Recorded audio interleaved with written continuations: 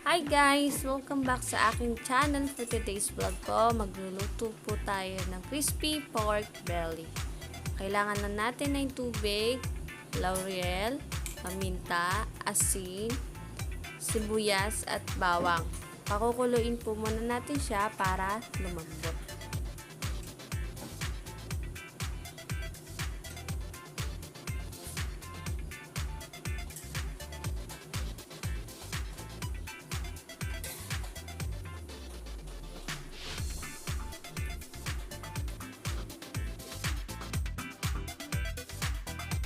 Ayan, kumulo na po at malambot na ang ating pork belly.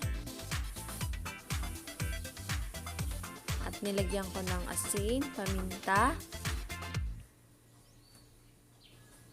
Ngayon ilalagay ko na sa oven.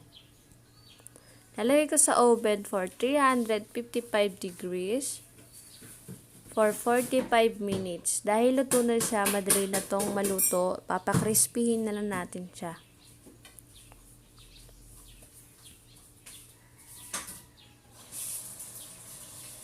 Nag-wait po tayo ng 45 minutes.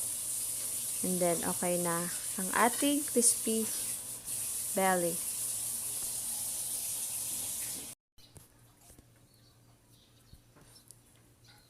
I-check na muna natin kung okay na o hindi.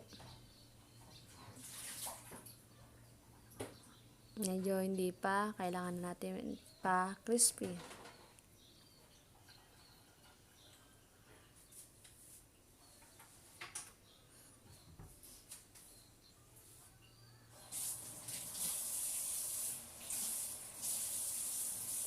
Ayun, naluto na ang ating crispy pork belly. Hanggang dito na lang po ang aking video. Thanks for watching and I hope you like this video. And please don't forget to like and subscribe to my channel for more upcoming video. Thank you. Bye-bye.